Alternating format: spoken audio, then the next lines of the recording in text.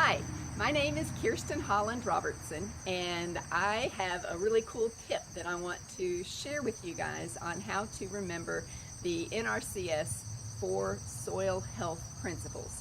I learned about these principles about 6 years ago, and I knew about all of the microbes in the soil, but I didn't know how to nurture them. And when NRCS came out with these principles, it showed me how to nurture them, and it's completely changed the way that I farm.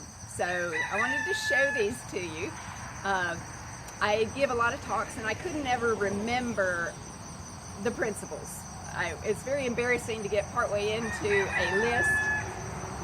Let me let this car go by, and then not be able to remember the next thing in the list.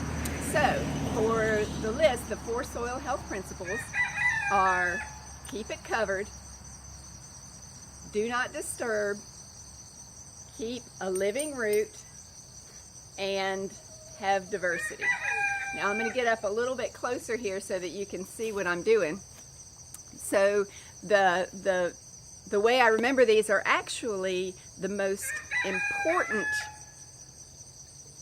prioritized ways are the first ones. So the first rule or principle of soil health, the first thing you need to look at in your farm is your soil covered? So there's my soil, and now it's covered. Now it can be covered either with dead plant matter like a mulch, or some cover crop that's down and dead on the ground, or it can be a living plant like a cover crop that suppresses weeds and gets a root in the ground, and we'll talk about that in a second. But the first thing is to keep it covered. And my rule of thumb on my farm is I want to be able to flip a coin, a quarter, anywhere on the property and have it not hit bare soil. So I want it covered everywhere. The second principle is do not disturb. So if you look, there's my soil, it's now disturbed. That's me disturbing it. So you never want to disturb your soil. So disturbance can be any number of things in a grazing operation. It could be even moving your equipment over the land. It can be the animals making big pugging holes in your barnyard.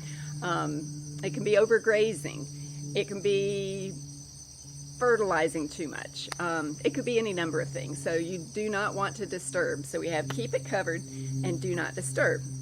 Now, the third one is to keep a living root. So there's my soil, and I have a living root down in the ground. All right, so the living root is what works with all those wonderful soil microbes, and it's what actually brings the organic matter into your soil. It's the living microbes. Well, they actually die, but it's the microbes that make the organic matter, not the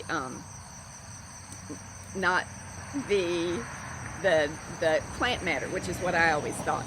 So we're going to keep it covered. Most important, we are going to do not disturb, and we have a living root. And then the fourth principle is to have diversity. So see my thumb? That's different from the fingers. That's as good as I can do on the diversity part. But so the fourth principle is to have diversity. You want diversity in your animals, you want diversity in your livestock, livestock, you want it in your plants, and that makes diversity in your soil, which makes diversity in your microbiome underneath the soil. And that's important for different conditions, like if you have drought or just too wet, then different microbes can be active in those times, and it makes for a stronger ability to recover from harsh weather and different problems that may arise. So you want to keep it covered, do not disturb, keep a living root, and have diversity. And the NRCS has come up with a fifth one, but we in grazing don't have to worry about that much, because the fifth one is to make sure that you have animals in your system, and I have plenty of animals in my system. So I just wanted to share those with you, and hopefully that will help you remember them, and I hope you have a great day. Healthy soils to you. Bye.